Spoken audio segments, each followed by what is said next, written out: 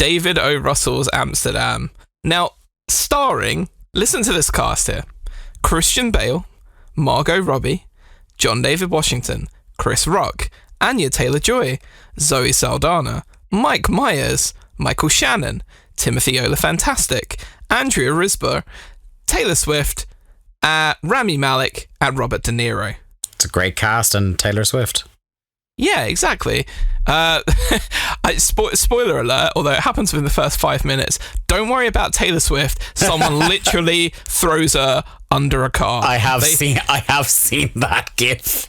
They just took her and they just yeeted her under a vehicle. I mean, within minutes. It does make me more interested in seeing the movie. It's like, you know, when the Murder on the Orient Express film came out and everyone's like, oh, fuck, Johnny Depp's in it. It's like, nope, not really. Dave, they just sent her, man. Some guy just came out like linebacker style and blew up like she was a quarterback. They sent her flying helplessly. Is it played for comedy in the movie? No. And did people at your screening laugh? Me.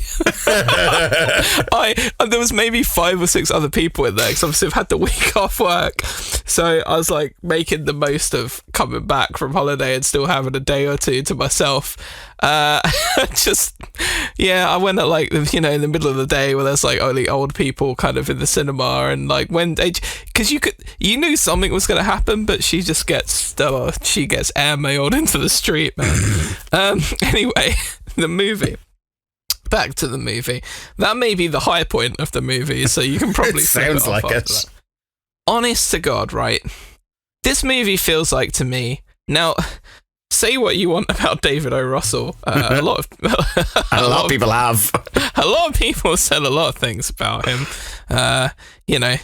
If you want to Google David O. Russell Nice, there's probably a reason why you shouldn't ever really trust or be engaged with this man. It's when the guy's like sort of like personal life awfulness section of Wikipedia is probably more informative than his filmography. That's when you realise he's a bad person. But yeah, it's Dave. Like, if you gave me all of the ingredients to make a fantastic meal, like you gave me like Kobe beef, you gave me like fresh vegetables, and you gave me all of this amazing stuff, and I had to make a great meal, I'd probably still suck at making the meal because I'm not a good chef. Whereas if you gave it all to, like, I don't know, bloody Gordon Ramsay or something, he would knock together the best thing you've ever eaten, right?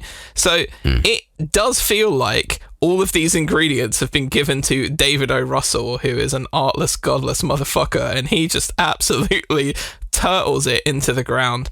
And the thing that's really frustrating is I have seen Christian Bale in the last couple of months act his absolute arse off in Thor, Love and Thunder, and now this, Amsterdam. 2 really great performances, and they are both in absolutely shocking movies. Like, Christian Bale's such a good actor, and he's just completely wasted here.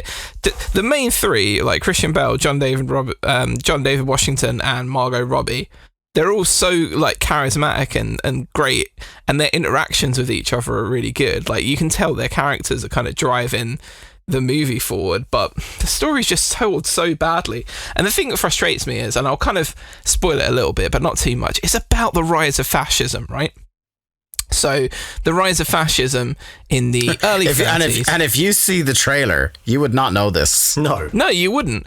But the rise of fascism in the early 30s, and the way they're trying to get the message across is, again, as always, when anybody tries to target people with right-wing propaganda, they will target disenfranchised people and they will make an enemy of somebody. So in this movie, they are targeting, war veterans. Like Robert De Niro is an ex-general and he's like meant to give this speech. So rich people are targeting war veterans, to kind of try and turn them over to their way of thinking, by saying that like the enemy is, well, what does fascism hate, quite obvious, right?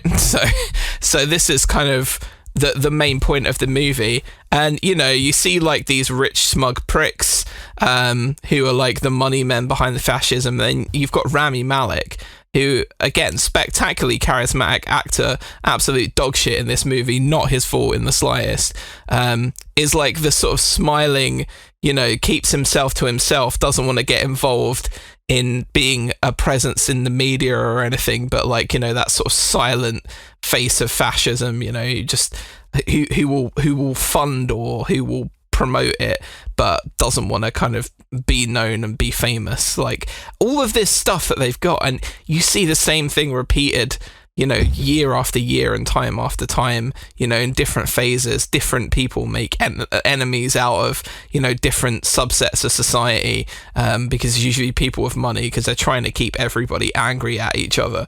And that all of that story that you could do and relate it back to the modern times, and it could have just been executed so well, like, and been really interesting and compelling.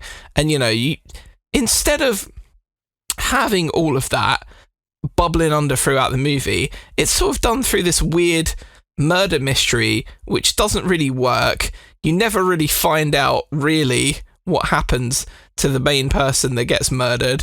We know who murdered Taylor Swift, by the way. She was just sent into the street and right under the wheels of a car. I don't know if I told you about it. But you never really find out what any of it. And then in the last 10 minutes of the movie, most of it is just Christian Bale as a voiceover, roughly explaining what I've said already, but like with less, artful like explanation as to why these people are bad and why it's so easy for fascists and right-wing people to kind of target disenfranchised members of society. Instead of like saying it like that, they just sort of like amble through it. And this is a movie, and it is the great premise of film. Show me. Don't fucking tell me. Show me it. Deliver, have the characters interact with each other, make these conclusions themselves, draw the conclusions, and then try and stop the fascist, horrible people, and then you would be on their side and you would understand. Don't just have Christian Bale as a voiceover explain to me about the movie and the fascism and the premise of the movie, and it's fucking dumb. This movie sucks. Do you know, it's so interesting that so much about this film, other than obviously the plot, reminds me of the last film I saw by this guy, which is American Hustle, back in like 2013, which was also it was a fucking mess. Which was an all-star cast, some great performances, but it was just a dog shit film. Yeah. Don't you love the genre of movies that it's like, it's a bad movie. We know it's a bad movie, so let's hire all the famous actors and hope for the best. Yeah. What sucks is that Silver Linings Playbook, the year before that, was actually a good movie. Yeah. He did Three Kings as well. Yeah. And look, The Fighter was kind of good as well. Again, another really good... By the way, can I just say, Christian Bale is a fantastic actor. The more I see him, the more he does. Scorching hot takes here. I know, but like, when you are in a shit movie, and he must know that this is a shit movie, and he is still giving every single inch. Like, did you see his quotes about Thor: Love and Thunder, Jack?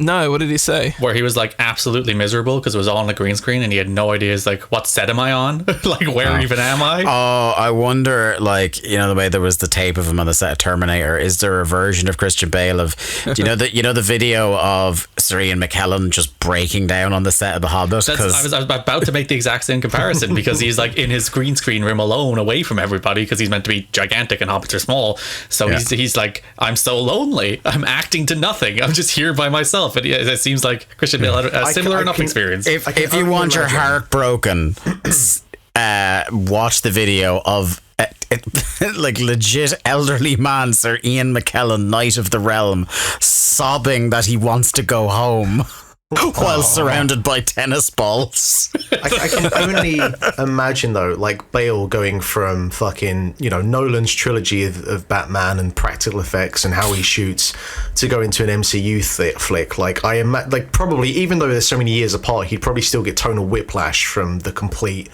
like shift in mentality. And, I'm not even sure about mentality because, like, definitely if you just watch the Christian Bale scenes in Thor: Love and Thunder, he thought he was in an entirely different movie to the one he was actually in. I was watching a couple of days ago. I don't know if you've ever seen on YouTube. I think it's GQ. They'll do a thing where they'll take an actor and they'll get him to talk about the different films he's been in, and you just watch him and you listen to him, and he's like he's an incredibly intense person. You just get that vibe, just from listening to him. There's a guy who, like, he's one of those guys that legitimately doesn't like break character. Like, if he's doing an accent, he will do it round the clock until the film's done and that kind of thing. He's like the good version of Jared Leto. He's like 3/4 of the way to Daniel Day-Lewis. There was another quote in that Thor: Love and Thunder thing where he's like, usually I throw myself into the role, but I don't even know where the fuck I am, so screw it. But he was still so good in it. He was the best actor in that movie. I had very low expectations for Amsterdam when I listened to his interview with Simon Mayo last week, and it's bad when all the actor can say about the piece is just like, oh look, it was a great vibe on set, we all got on really well. You can tell that. Look, honestly, Margot Robbie, John David Washington and Christian Bale have fantastic chemistry. And I'd say it was great crack on the set. Like that seems like a fun group, and Christian Bale as well. Hang out with Robert De Niro, everyone. like Christian Bale, God bless him, does not seem like he would be any fun. But by the way, Mike Myers was just doing his character from Inglourious Bastards, but less good, with worse dialogue, basically. So what you're saying, Jack, is this is not a good film? No, it sucks. Michael Shannon is here for he's like in the movie for a cup of coffee, They do nothing with Michael Shannon. Michael Shannon is like this really haunting, evil presence. They could have done so much more with him. As in his character, or just Michael Shannon in general? Because I would agree that Michael Shannon in general is a haunting presence. Yeah, right. He's one of the scariest motherfuckers I've ever seen in my life. 100%. Like, if you didn't know it was Timothy Olyphant, you wouldn't even know he was in this fucking movie either. Like, how many people are in this movie? Honestly, it's insane, the people that are in this movie, mate. Ed Begley fucking Jr. is in this movie at one point, and I was like, what the hell? That's Ed Begley Jr., for fuck's sake. Honest to God, it's just, yeah. This must have cost so much money. Like, so much money. You're having a good time in a film where you're just sitting there just going, this must have cost so fucking much money. It you're just outraged. You're outraged that someone else wasted money on this. Yeah. I feel bad saying this because I really like him as well, but Chris Rock is just Chris Rock in every movie he's ever in as well, isn't he? Yeah.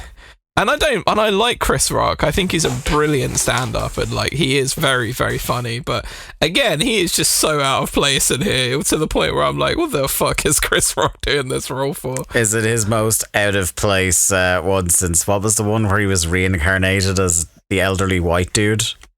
Oh, Down to Earth. That was called? Yeah, Down to Earth. Yeah. By the way, Dave, Anya Taylor-Joy in this movie, you've got like one of the. I forgot she was in it as well. Yeah. This is what I'm saying. She's like one of the hottest properties right now in Hollywood. Like she's a megastar in Princess the making. Peach's own. Get it right. Like she's a megastar. Like we can feel the energy coming off her, and she does fuck all in this movie except for some reason lust after Robert De Niro's zaddy energy, and that is 100% accurate. And she's playing a mad fascist woman, and she doesn't get to exhibit any of the mad fascist woman energy at any point until like right near the end, when you realise that Rami Malek and Anya Taylor-Joy are doing their big heel turn, and they don't even really execute it very well, and then they have to have Christian Bale explain to you that was a heel turn. Zoe Saldana's in this movie? Zoe fucking Saldana's in this movie. I gotta say, Jack, this is turning into a Commode-esque rant, and I'm loving it. I'm all here for it.